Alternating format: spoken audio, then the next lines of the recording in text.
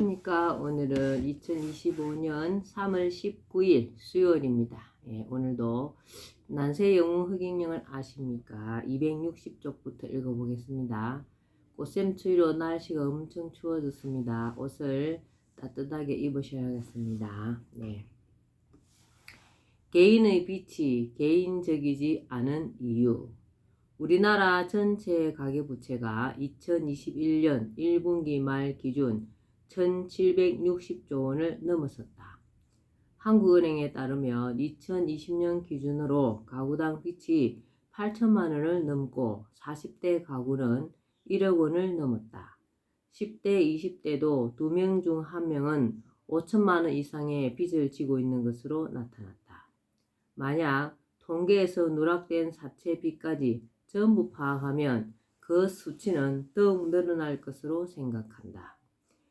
GDP 대비 가계부채 비율도 2020년 1분기 기준 97.9%로 증가했다. 가계부채가 한 해 국내 총생산인 GDP와 비슷한 규모가 된 셈이다. 세계 주요 선진국가, 신흥국들의 가계부채 비율은 평균 60% 정도이다. 우리나라 가계부채가 얼마나 심각한지 짐작할 수 있다. 가계부채율이 증가하는 속도도 가파른 상승률을 보이고 있다. 지난 5년 동안에만 18포인트나 증가해 OECD 국가들 중 1위를 기록했다. 더욱이 2020년에는 한 해에만 7%포인트나 급증했다. 국가 실채가 빚더미에 올라간 국민. 사람들은 흔히 개인이 빚을 지게 된 것을 그 개인의 무능이나 잘못으로 여기고 개인 책임으로만 돌린다. 물론 가계부채는 개인의 책임도 있다. 그러나 우리나라의 가계부채는 국가의 잘못된 정책으로 발생한 측면이 매우 강하다. 20세기 말 문민정부의 금융실명제 실시 이래 외환 보유고 부족으로 외환 위기가 발생하는 바람에 IMF 체제가 되면서 우리의 많은 기업이 외국인의 손에 넘어가는 한편 기업의 구조 조정으로 실업자가 대량 발생하고 기업은 물론이고 개인도 빚을 못 갚는 사태가 벌어진 적이 있다. 또 IMF 이후에는 국민의 정부가 소비를 늘려 경기를 활성화하고 탈세를 막고자 신용카드 규제를 완화하여 무분별하게 신용카드가 발급되는 바람에 2002년 신용카드 회사들이 부도를 맞고 빚을 못 갚아 신용불량자가 급증한 카드 대란이 발생했다. 2015년의 한 통계에 따르면 가계부채의 가장 큰 원인은 대출이자 부담 증가로 전체 대출의 27%를 차지하고 있는데 이것은 대출 이자를 감당하기 위해 제2금융권이나 4금융에서 다시 대출을 받아 돌려막기를 하는 일이 벌어지고 있음을 의미한다. 특히 20대 청년들의 경우 대출이자 부담 증가로 인한 추가 대출 증가 비율이 37.8%를 차지했는데 이는 졸업 후 취업이 되지 않아 재학 중에 빌린 학자금을 갚지 못해 초래된 결과로 분석된다. 그 다음으로 생계비의 증가가 전체 대출 증가 원인의 15%를 넘은 것으로 조사됐는데 이 또한 경제가 어려워지고 일자리를 얻지 못한 결과로 생각된다. 최근 2019년부터 2020년의 경우 가계부채가 더 가파른 상승률을 보인 것은 저금리 기조에다 정부의 부동산 정책 실패로 부동산과 전셋값이 큰 폭으로 상승한 것이 큰 원인이라고 할 수 있다. 즉, 국민이 무리하게 빚을 내어 집을 사거나 전셋집을 얻기 위해 대출을 받은 것으로 파악된다. 또 주식 투자나 가상화폐 투자를 위해서도 빚을 많이 낸 것으로 파악되며 가상화폐의 경우 많은 청장년들이 영혼까지 끌어와 투자를 한 것으로 알려졌다. 코로나19로 인한 경제 위기를 극복하기 위해 정부가 은행 문턱을 낮추고 보증을 자처한 것도 대출이 급증한 원인의 하나로 분석되고 있다. 이처럼 계속해서 가계부채가 증가하고 있는 것은 개인의 책임 이전에 정부의 정책 책임이 크다고 할 수 있다. 빚을 지기 쉬운 자본주의 사회. 자본주의 체제는 개인이 빚을 지기 쉬운 구조이기도 하다. 부익부 빈익빈이 일어나는 자본주의 체제의 특성상 개인은 빚을 내서라도 뭔가를 해서 남들처럼 살아보려는 심리가 생기지 않을 수 없다. 자그마한 사업을 할 때도 자신이 가진 돈만으로는 부족할 때가 많다. 자연히 빚을 내어 창업하고 추가 설비 투자 때도 빚을 내기 일쑤다. 자영업자들의 빚은 가계부채이다. 자영업자 개인 이름으로 빚을 내고 빚에 대해서 자신이 무한 책임을 지기 때문이다. 부동산 투기를 하고 무리한 주식 투자와 가상화폐 투자, 심지어 도박에 빠지는 것도 비록 한탕주의 심리가 가세한 것이긴 하지만 기본적으로는 돈을 벌어 잘 사는 부익부 편에 서고 싶은 욕구 때문이다. 첨단 과학기술이 발달할수록 빈익빈으로 떨어지는 사람들은 점점 더 증가하고 과학기술을 가진 소수와 못 가진 다수로 나뉠 수밖에 없고 부익부 쪽은 소수, 빈익빈 쪽은 국민 대다수가 될 수밖에 없다. 앞으로 4차 산업혁명이 속도가 붙고 제대로 된 재분배가 이루어지지 않으면 0.1%의 소수가 전체 부의 99%를 차지하게 될 수도 있다. 이러한 부익부 빈익빈이 갈수록 심화될 수밖에 없는 경제 구조를 바꾸지 않으면 대다수의 국민은 먹고 살기 위해 빚을 내는 상황으로 내몰릴 수밖에 없다.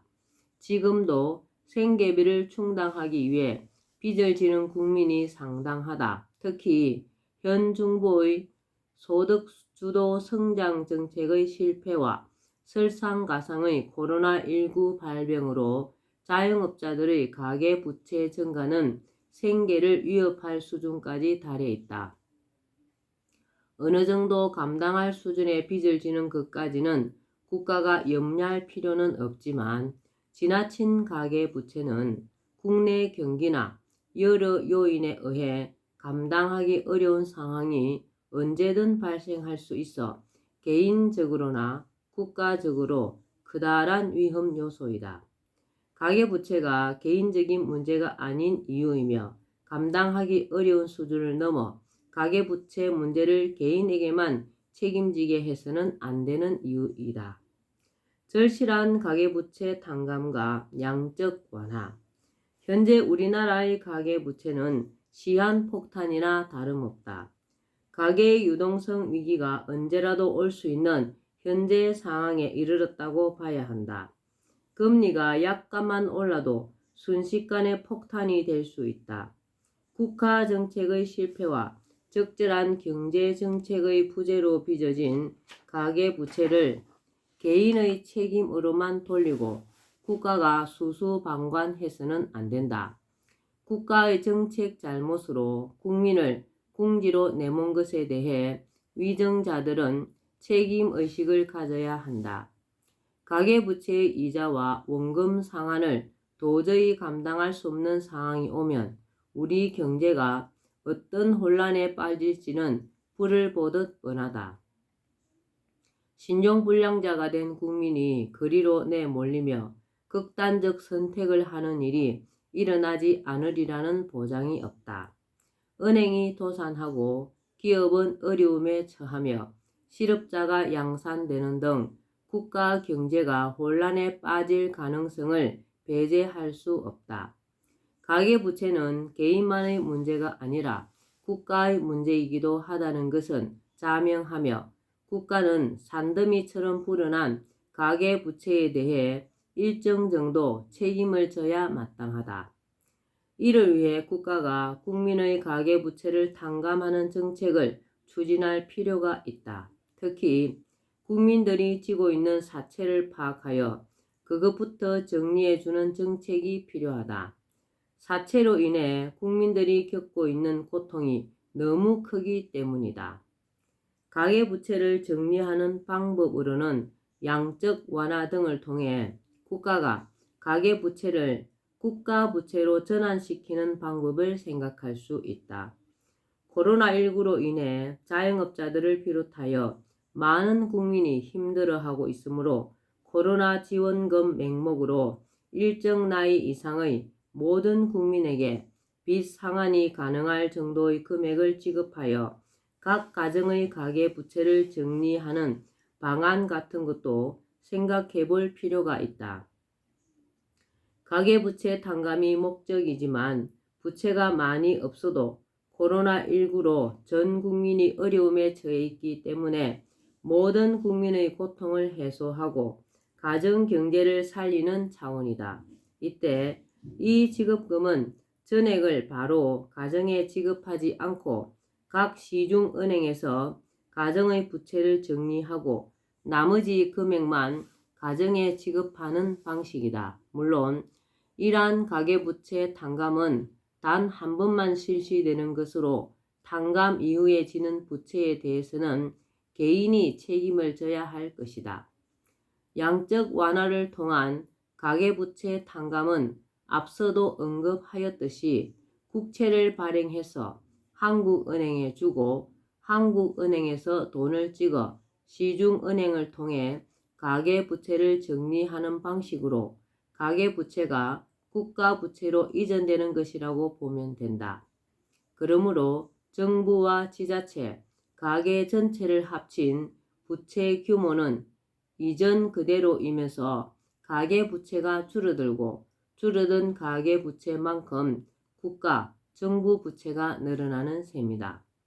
국가의 채무가 늘면 국채 비율이 높아질 것을 걱정하는 사람들이 있으나 현재 우리나라의 국가 부채 비율은 국민 총생산 GNP 대비 약 45% 정도로 OECD 국가들의 평균 국가 부채 비율 113%에 훨씬 못 미친다.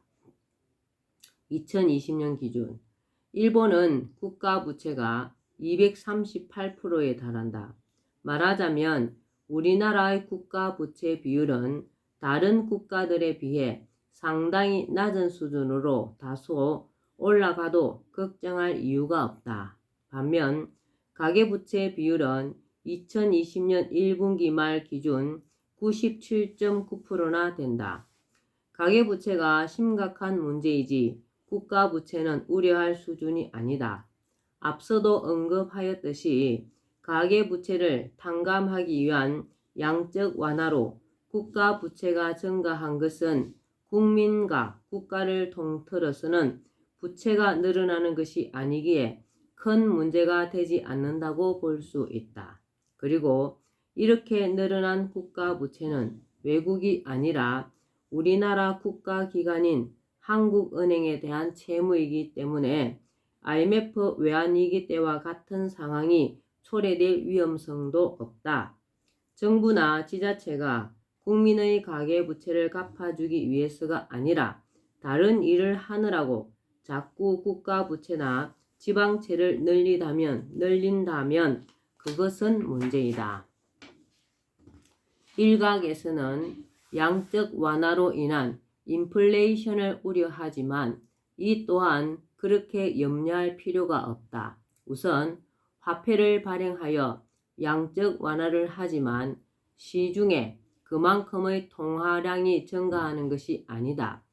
한국은행이 돈을 풀 때 시중은행을 통해 국민의 부채를 먼저 갚고 남은 일부만 국민에게 지급하므로 시중에 풀리는 돈은 그렇게 많지 않다. 또 현재 우리나라에 불법적인 방법으로 획득하여 숨겨놓은 지하자금이 약 900조 원 정도에 달하는 것으로 예상된다.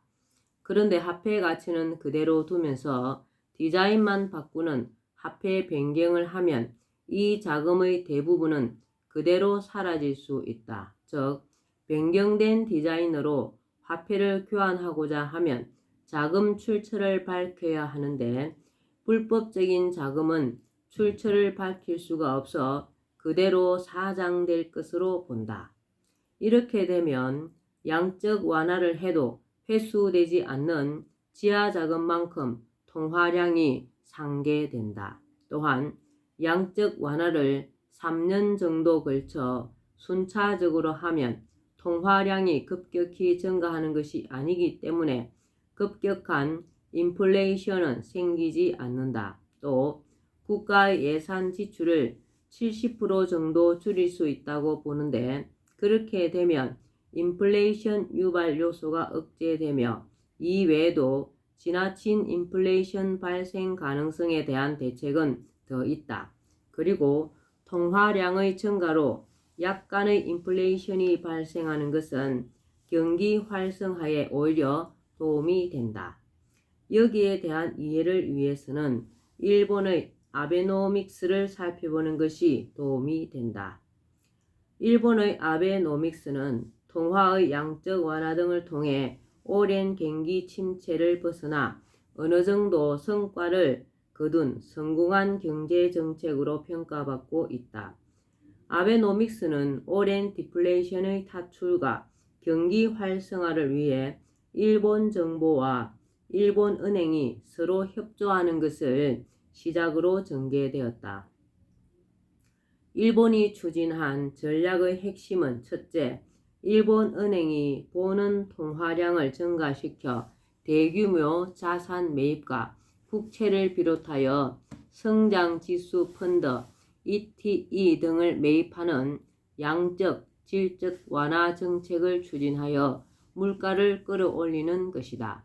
둘째, 정부는 공공일자리 등 대규모 사업을 벌여 재정 지출을 늘림으로써 경기를 회복하고 셋째, 기업에 대한 규제 완화를 통해 민간 기업이 활발한 투자를 할 수 있도록 유도한다.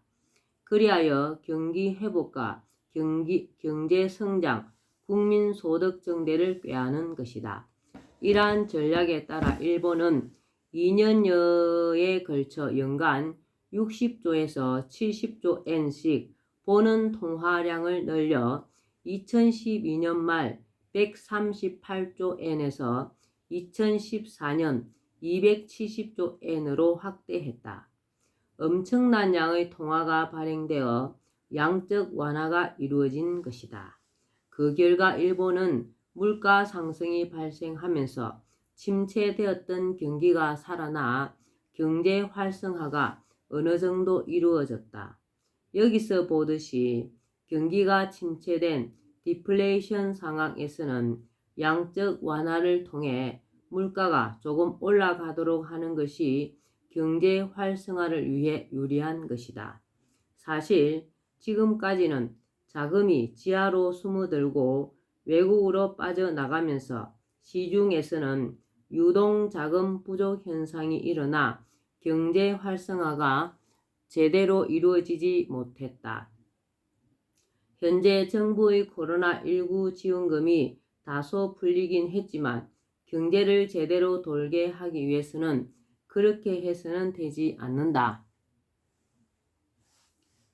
펌프로 지하수를 끌어올리기 위해 펌프질을 할 때는 마중물을 대량 부어주어야 하는데 현 정부의 지원금 지급은 마치 수저로 한 숟가락씩 떠 넣는 것과 비슷하다. 그래서는 절대로 지하수가 콸콸 올라올 수 없듯이 소비가 살아나고 기업의 투자가 늘고 고용이 늘어나는 등의 경제 활성화가 이루어질 수 없다.